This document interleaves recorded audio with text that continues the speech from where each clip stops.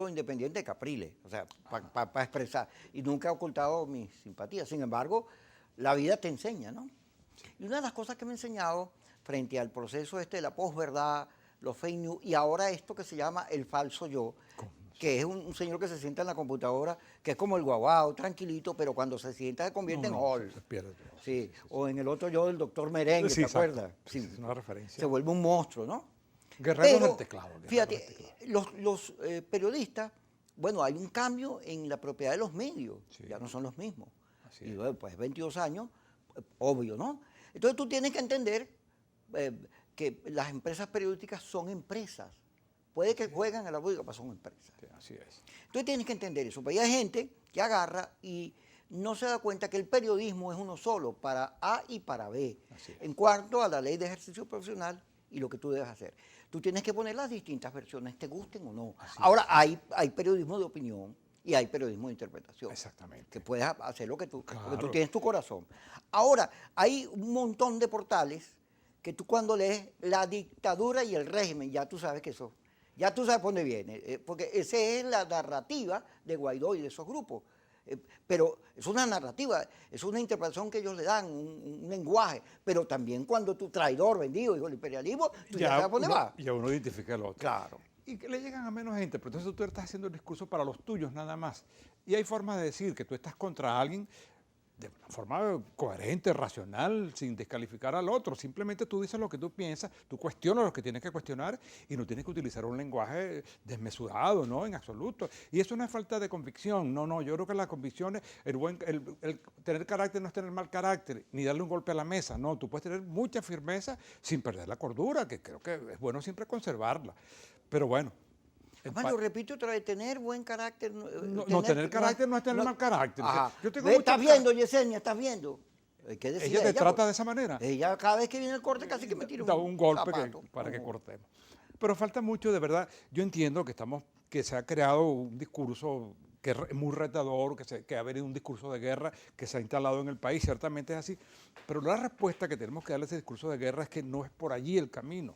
El camino no es por allí el camino, sin perder la formación que uno tiene y la firmeza que uno tiene, bueno, transitar por un camino a ver si se puede lograr algún entendimiento en este país en algún momento sobre las cosas generales, las cosas esenciales del país, sin negar principios, sin jurar de lo que uno piensa, pero uno puede entenderse. Y de hecho, si tú fueras caraquista, yo me entendería perfectamente, pero no lo eres, ni yo tampoco. No me insultes, que yo no estoy hablando mal de ti. Por Dios, los magallaneros somos muy magallaneros. Pues yo también lo soy, no te Por olvides. eso. Mira, fíjate, ayer me encontré con Manuel Guzmán. ¿Te acuerdas de Manuel, Sí, de cómo Letra? no, cómo no. Los hermanos Guzmán, que yo los quiero mucho, viendo el partido de Italia-España, yo le iba a España. Yo también iba a España, chicos. Qué cosa. Pero los penaltis son una cosa terrible, ¿no? Muy azaroso. Entonces, hablamos de nuestros tiempos en la UCB. Ajá. En la UCB, cuando yo estaba, que tú también estabas, era estudiando, había trotskistas posadistas, Sí, cómo no. anarquistas, Cómo no. Ruptura, 1 de Mayo. Todo. Había de todo. ¿Te acordaste de Ruptura? De Copel, Ruptura no se acuerda la gente, pero Ruptura existía. existía.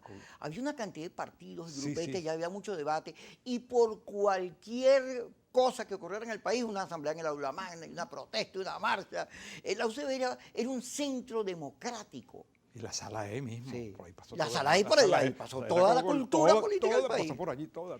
Pero era democrático, tú sabías Sí lo que es. convivías con muchas ideas distintas. Claro que sí.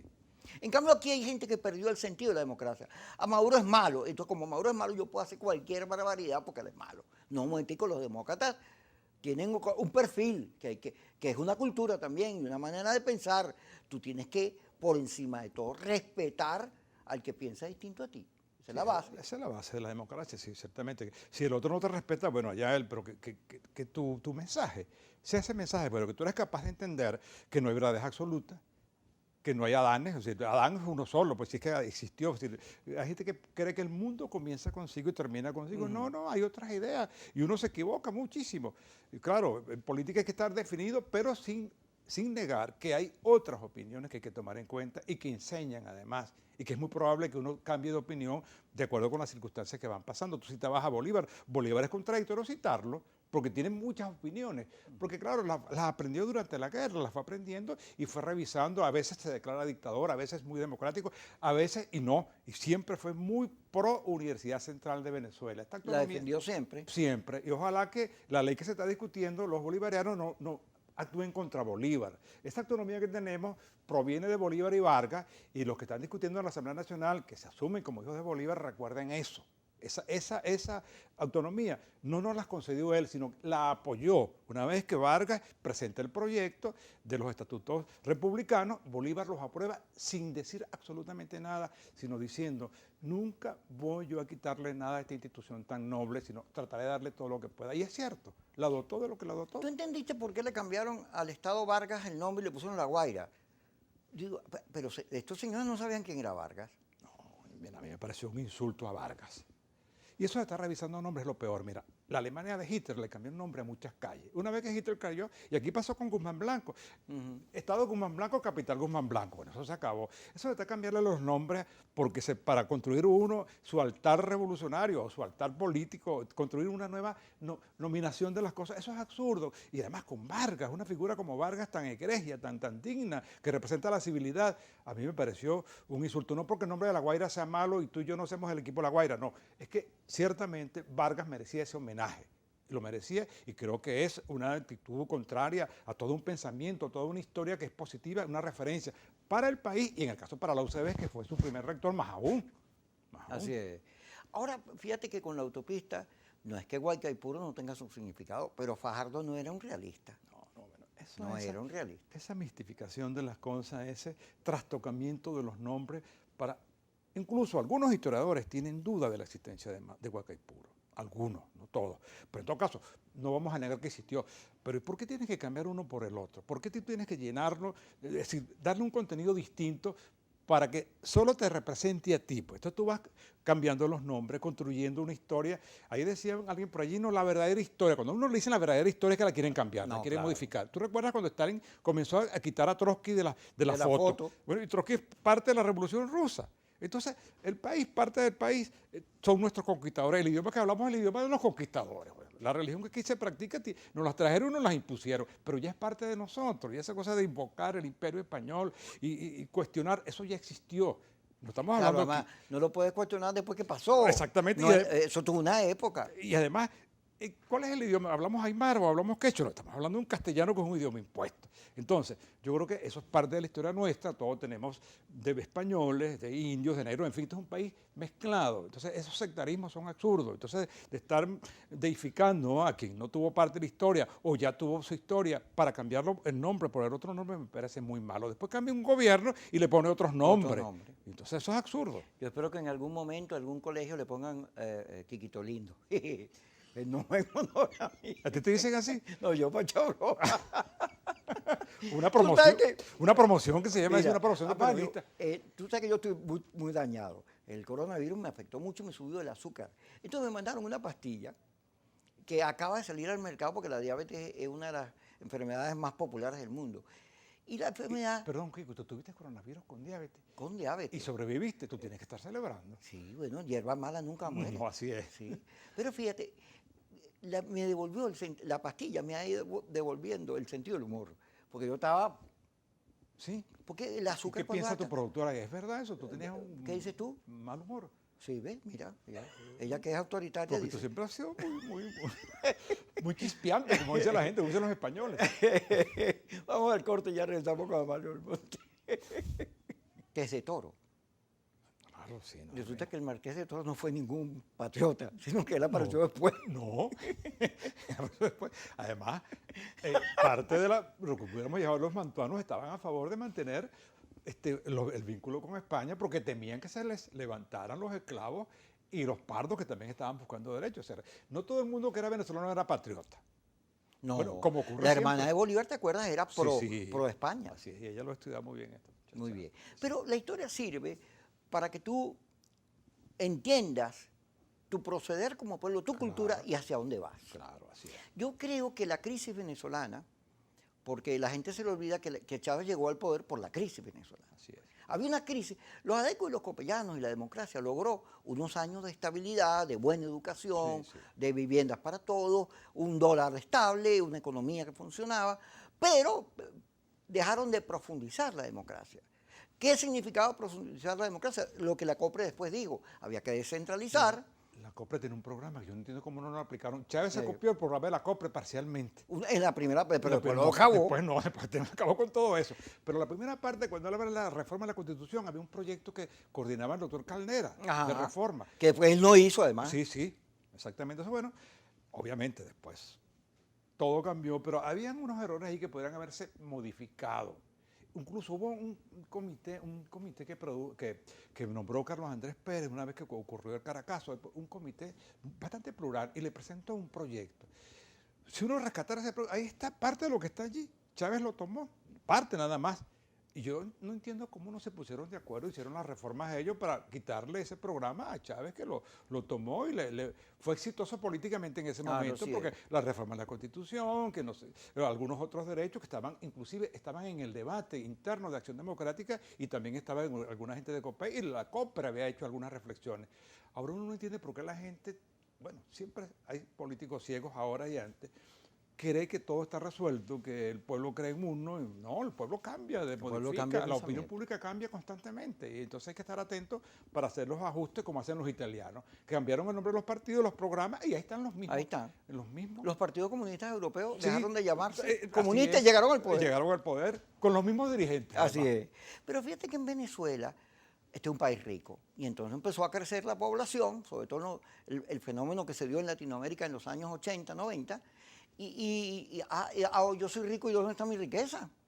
Y tanto pobre, y solo un grupito disfruta, y eso generó el piso que le da, simplificando el piso que le da la entrada a Chávez. Pero Chávez, en vez de descentralizar, avanzar, se agarró el poder. Centralizó. Centralizó. Porque él decía eso, él decía, no quiero 21 republiquetas. Y en el mundo, y además la propia reflexión marxista habla de descentralización, la extinción del Estado. Aquí se hizo al revés, en nombre de Marx centralizaron y acabaron con todo ese proyecto que había de descentralizar el poder de las alcaldías, del poder local. Todo eso es más democrático.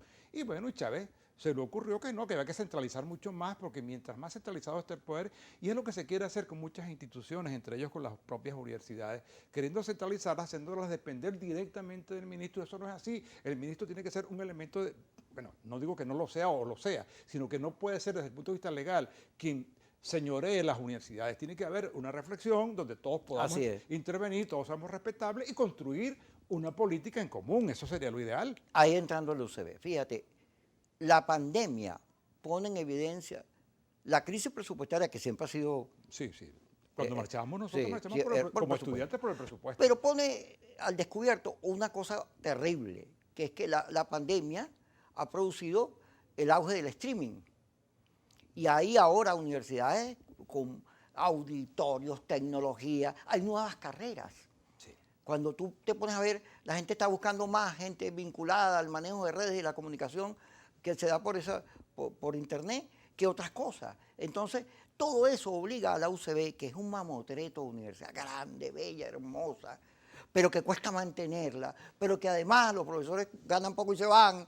O sea, todo lo que hay ahí, unas autoridades, ustedes que tienen como 100 años ahí, yo me acuerdo, no culpa a ustedes, culpa de este fenómeno de meterse en todos lados que creó el gobierno. Sí. Pero todo eso hace un paquete terrible para la UCB, porque tú la ves que se va deteriorando.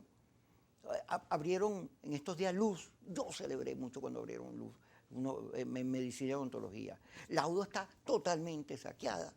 Las universidades públicas tuvieron al lado un paralelo al cual se le metió mucho dinero, pero ya el tema no es la Universidad Bolivariana contra el doctor, ese ya no es el tema. El tema es la educación en Venezuela. Y la universidad, que estamos hablando, que antes reaccionaba frente a todo, ahora es como lo ves. ¿Tú te acuerdas que en el oeste apareció una paja que estaba vuelta? Oye, hay unos documentos, hay una gente que reacciona, pero con una lentitud que yo... Pero ¿qué le pasa a la casa que vence la sombra? Bueno, mira, tenemos problemas, pero Pero Mamotreto no la llames así. Se más considerado con tu institución. No, yo la quiero mucho. No, yo lo dije por... lo sé. Sí. Me arrepiento, pues, me Pero arrepiento. así es, así. Punto, está perdonado, pues, perdonado. Gracias. No tenemos problemas, ciertamente, pero sin embargo, mira, hay una actitud heroica y no en pequeños grupos. Hoy se presentó un informe acerca de lo que pudiéramos llamar la educación bimodal, que son esas, hace mucho tiempo hemos ido construyendo, paralelo a la educación presencial, formas de vincularse a los estudiantes con los profesores, con las investigaciones, con el exterior, en fin. Hemos ido construyendo un sistema, lástima que no tengamos recursos para hacerlo mucho más extensivo, mucho más fortalecido, y tenemos que recuperar la presencialidad. Eso nos lo decía el presidente de la Academia de Medicina, digo, con todas las medidas posibles. El gobierno debería haber dedicado una vacunación especial a todas las universidades, a sus profesores, a sus estudiantes, porque eso nos da más seguridad para que lo presencial se pueda ir imponiendo. El último evento que acabamos de vivir de 194 años en la Facultad de Medicina, bueno, lo hicimos con el Orfeón. Lo hicimos con el Orfeón, yo asistí como representante de las autoridades. Y en la Facultad de Medicina, sin embargo, hicimos una presencialidad, pero cubierta, protegida, en fin. Si el gobierno nos diera la posibilidad de vacunar a todos los estudiantes, a todos los profesores, a los empleados, eso facilita más las cosas. Y además, creo que tenemos que ser un poco más audaces en ir recuperando espacios. Cuando yo veo que la Facultad de Economía, la Facultad de Odontología, la Facultad de Medicina van recuperando espacios, a lo mejor no con la rapidez que desearíamos, pero en la medida que vamos precaviendo a los profesores y los estudiantes se pueden contagiar, en fin, todo lo que tenga que ver con correr riesgo, eso hay que preservarlo. Pero ciertamente tenemos que vivir, y esa universidad está viviendo, pero quiere vivir mucho más. No estamos sobreviviendo, estamos viviendo a pesar de todas las dificultades, pero ojalá de verdad, primero nos den el presupuesto justo, segundo que haya un plan de vacunación especial para las universidades, que nos paguen las deudas que nos deben del año pasado y de este año, que el mantenimiento también pueda ser resuelto de una forma con un tratamiento a una universidad que cumple 300 años el 22 de diciembre de este año. Primero que era el 21, pero creo que es el 22. Entonces esa universidad tiene que ser tratada con cariño, distinta, el gobierno que la trate distinto, porque ya nosotros la queremos como UCEBista y la quiere mucha gente en Venezuela, pero tiene que ser tratada distinta, más racionalmente. Ojalá que esa comisión que designarnos de verdad cumpla con el objetivo de ponerse de acuerdo con nosotros y señalarnos de qué forma resolver parte de los problemas para mantenerla, para elevar los sueldos de los profesores, para crear condiciones sociales de atención a todos los profesores, a todos los empleados y los obreros, que nos permitan rescatar parte de lo que la pandemia nos ha obligado a revisar y a tener congelado, no totalmente, pero sí a tener como represado. Fíjate, vamos al corte, pero Cecilia García Rocha, yo le digo la Chechi, yo la quiero mucho. Antes tú decías Cecilia García Rocha y todo el mundo aplaudía. Ahora te pitan cuando tú nombras a la rectora. ¿Y por qué, chico? Ah, bueno, eso lo vamos a discutir cuando regresemos. ¿Cómo vas a decir eso? Bueno, te cuento, pues. Amalio Belmonte. Fíjate, Amalio, yo le tengo cariño a la rectora, pero tanto tiempo en el ejercicio de poder, yo sé que eso no es culpa de ustedes, porque es un entramado que se armó ahí dándole al CNE y el lío de quién vota, que produce unas decisiones del TCJ muy fuera de lo que es la universidad. Así es. Ok, está bien. Pero antes, por lo menos que esto, ya las universidades autónomas estarían en la calle protestando, pancartas, cosas. Todo el mundo, ok, la pandemia, no se puede mover, todo eso, pero uno espera que la universidad se defienda a ella misma. Porque si se pone a esperar un país que tiene toda esta cantidad de problemas, agua, luz, etcétera, que tiene un debate tan difícil, la universidad tiene que defenderse por lo que ella significa en la historia, en el país, como expresión del pensamiento y de la ciencia. Y hay como defenderla, porque muchos de quienes están en el gobierno pasaron por ahí, fueron sus dirigentes, están vinculados a los conceptos que ella emitía. Y eso es fácil, yo no digo que es fácil, porque aquí nada es fácil, pero digamos, es un camino para recomponerla. Ahora, como no ocurre nada, uno tiene que pensar, oye, o ocurre muy poco, porque tú me estás hablando de algunas cosas. Yo vi unos videos bonitos de gente cuando se cayó el pasillo de arquitectura, oye, haciendo de todo, buscando platica. Hay gente recolectando plata para el sonido del aula magna. Sí. Hay gente que, más que ponerse a llorar, yo vi un video el día que se quemó en la Escuela de Estudios Políticos, de un muchacho, no sé quién era, llorando. ¡Ay, mi universidad! A mí eso me conmueve. Pero hace falta, oye, una Sí. decisión Claro, perfecto. de pelear por la UCB. No sé si me entiende. Primero aclaremos. O soy muy lo de la- violento, muy quejón. Lo de la rectora no. Todas las autoridades que estamos allí no es porque queremos estar allí eternizándonos. Yo creo que nos han ocurrido circunstancias que tienen que ver con decisiones del Tribunal Supremo que no vamos a discutir acá. Pero incluso hoy estamos intentando crear un ambiente electoral para ver cómo salimos de esto de la mejor manera posible, con la dignidad intacta, es decir, de la mejor manera posible porque las circunstancias políticas globales no nos ayudan mucho. Bien, lo que ocurrió en la Escuela de Estudios Políticos, la rectora y yo estuvimos esa noche allí.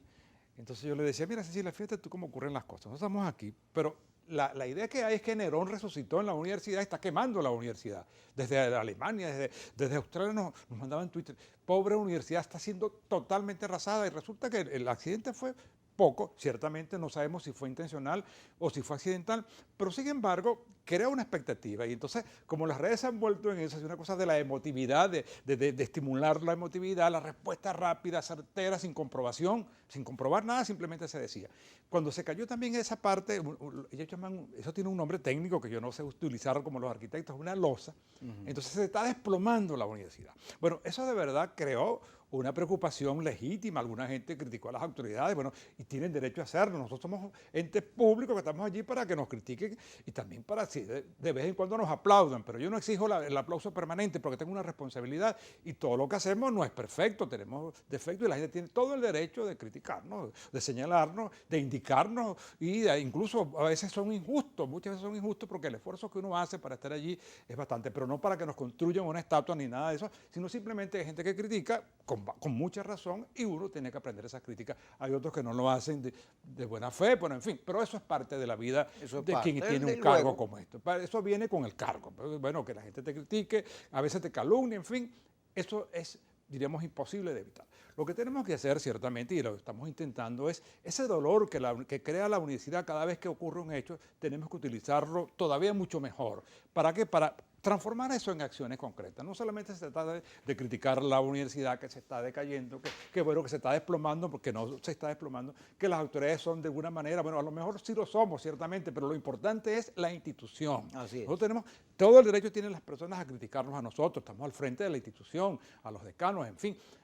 Pero también, por otra parte, la suficiente reflexión para entender que no es fácil conducir la universidad en estas circunstancias, con ese presupuesto magro que nos dura apenas 15 días, del presupuesto de un año nos dura 15 días, nos duraba 6 meses, después 3 meses, en fin, estamos realmente en una situación bien precaria desde el punto de vista de los recursos. Mucha gente nos está ayudando, la Facultad de Veterinaria está haciendo algunos esfuerzos, el decano de Agronomía se mueve muchísimo y así todos los decanos construyendo sus programas de arquitectura, los de medicina, en fin, todos los decanos están haciendo lo posible por reconstruirse como actividad académica, irla reconstruyendo, gente que sigue investigando, gente que sigue yendo, asistiendo, incluso vigilantes, los que están en el rectorado, que los veo todos los días, que están muy limitados para movilizarse, que no tienen transporte, están allí. Bueno, hay, como decía el doctor Jesús María Bien, con reservas morales en la época nuestra.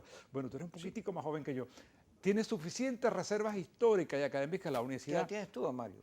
No, eso no se puede decir. Cumpleaños este sábado, por cierto. El 10 de julio. Un regalo. Me mandarás por ahí un regalo de algo. Me mandé este programa grabado para yo revisarlo y corregir los errores. No, pero sí hay gente, hay emoción. Lo que pasa es que el país está desmovilizado. Esto no es una excusa. Todo el país está desmovilizado. Bueno, la pandemia es realmente muy desmovilizadora porque bueno, es un riesgo que se corre.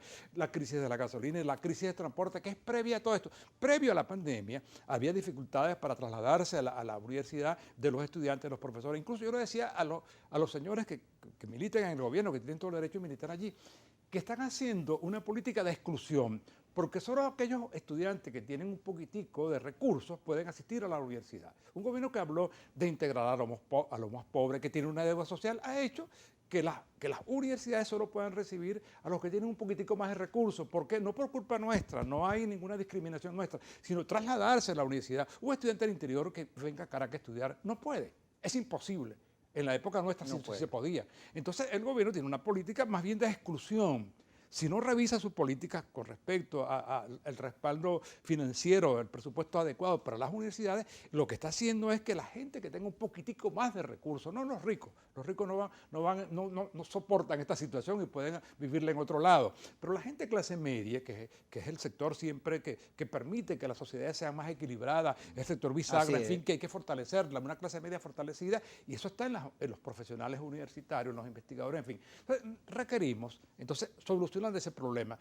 Muchos estudiantes, Kiko y la audiencia, no prosiguen porque no tienen cómo hacerlo desde el punto de vista económico. No le estamos cobrando, no tenemos recursos para el comedor, el transporte general no funciona y eso hace que sea excluyente la educación Ahora, venezolana. Mario, tenemos que ir al corte, pero yo sugiero, fíjate, aquí hablando Ajá. contigo como amigos que somos, una universidad que salga ahora y en medio de este debate de diálogo sobre qué hacer con el país, diga, nosotros importamos, la educación tiene que ser un punto de debate, pero además diga, la universidad diga, tenemos que unirnos, que sea, en vez de estar llamando a matar o a deponer o a lo que sea, llame a la unidad del país, a buscar futuro, a discutir qué vamos a hacer con la industria petrolera, porque la UCB tiene cómo. Sí. Entonces, una universidad que contribuya a sacar el país de donde está, yo creo que todo el mundo la aplaudiría, pero tiene que moverse. El tema es cómo se hace, y eso lo vamos a discutir después de que regresemos del corte. En este momento le exige a la universidad, por su propia sobrevivencia, un debate de otro tipo, un debate que unifique, que nos ponga a pensar en el país, en qué educación necesitamos, dónde vamos a conseguir los recursos. Oye, los posgrados de la UCB tenían un prestigio enorme, igual sus institutos de investigación. La UCB tiene cómo no solo defender su existencia, sino ir más allá, porque siempre ha sido parte del país, es una alarma. Cada vez que en UCB ocurre algo, es una alarma. Le estás diciendo al país, vamos a discutir algo, ¿no? Así entonces, yo creo que hay que moverse al final de cuentas, ¿ves? Bueno, este llamado tuyo está bien, porque todo lo que estamos haciendo... Lo hago de buena fe, no, yo lo sé. No quiero criticar a nadie. Yo lo sé, obviamente que se está haciendo un esfuerzo, pero tenemos que multiplicar ese esfuerzo, estoy de acuerdo contigo. Mira, aquí hay unas investigaciones que se hacen, que mucha gente no conoce, que tenemos que promocionarlas más. Aquí hay unos eventos que hace la Facultad de Ingeniería acerca de todas las investigaciones que tienen que ver con las distintas escuelas, que hace la Facultad de Ciencias. La Facultad de Medicina tiene investigaciones muy interesantes, muy importantes. La Facultad de Veterinaria, la sala de los laboratorios de reproducción animal allá, los centros de investigación. Todo eso es importante y se hace. Quizás algunos están como clandestinos desde el punto de vista que no están promocionados suficientemente. Y lo otro desde el punto de vista político. Es obvio que la universidad tiene que ser el centro del debate.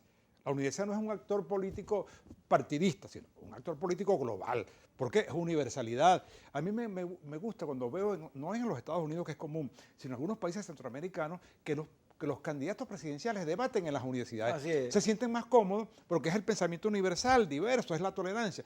Nosotros podemos hacerlo, ciertamente. Hemos tenido que responder políticamente, es verdad, pero no somos actores políticos partidistas, ni debemos serlo. Actores políticos en el sentido de las políticas globales, pero sí parte del debate, discutir, bueno, hacia dónde queremos ir. La Facultad de Arquitectura tiene modelos sobre vivienda y cada uno, tú vas colocando, cada facultad tiene una especie de inteligencia, para llamar, una masa crítica, para decir un poco más pedante, de conocimiento que le sirven al país.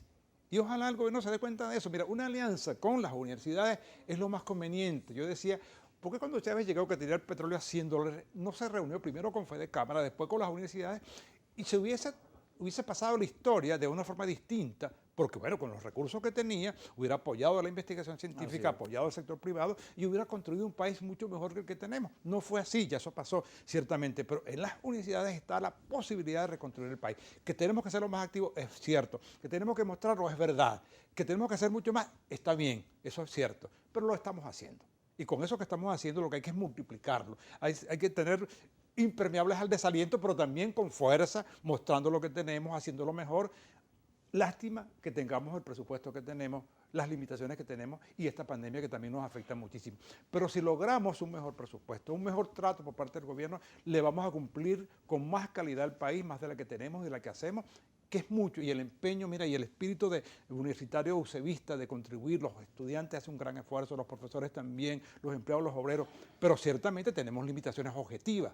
Eso no significa que todo lo que estamos haciendo es culpa de la pandemia, que los errores que tenemos o que cometamos es culpa de la pandemia. No, hay errores que podemos corregir, cosas que podemos corregir también, pero sin duda alguna que ese factor de la pandemia y el trato que nos da el gobierno, que no es el adecuado por ser respetuoso con el lenguaje que hay que utilizar siempre y en las cámaras mucho más, un trato más adecuado a las universidades, para llamarlo así, beneficiaría al país e incluso al propio gobierno. El gobierno dice, bueno, mira, vamos a darle los recursos para que nos investiguen tal cosa, no buscarlo en otras partes del mundo. El gobierno tiene algunos acuerdos con unas universidades en el exterior, teniendo aquí no solamente la UCB, sino el conjunto de universidades que tenemos cómo aportar, cómo salir de muchos problemas. Eso podría hacerse, una reflexión acerca del modelo económico, acerca de la pobreza, acerca de los problemas de salud.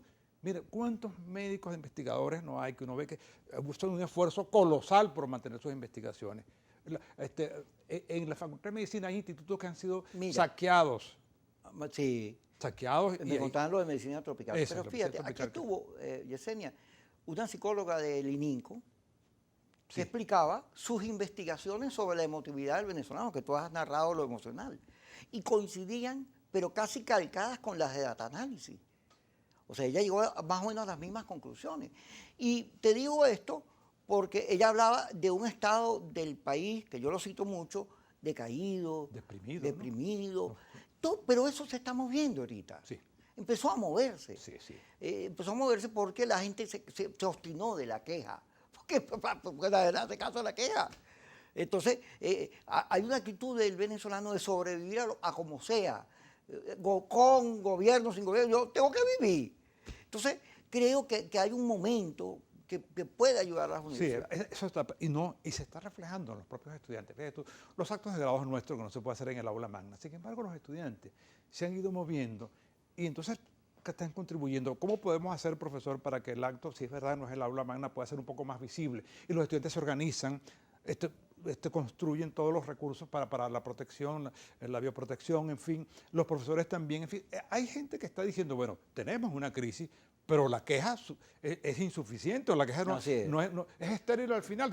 Si te quejas o te quedas en tu casa, si te inmovilizas, es mucho peor. Y eso está ocurriendo, y yo creo que eso que tú percibes en el país también se va a percibir en las universidades, a pesar de todas las circunstancias que nos están ocurriendo, que son ciertas, de verdad, a pesar de que a veces no actuamos no porque no queramos, sino que no podemos, pero a pesar de eso, siempre hay un extra que colocarle, y yo creo que estamos obligados a hacerlo. Lo estamos haciendo, pero lo vamos a multiplicar. Yo creo que esa solicitud que tú haces ciertamente es acertada. Es decir, ¿cómo hacer para nosotros formar parte, o en todo caso, integrarnos mucho más con respecto a aquel país que está intentando sobrevivir, y no solamente sobrevivir, sino modificar las circunstancias y surfear por encima de esta terrible situación que estamos viviendo?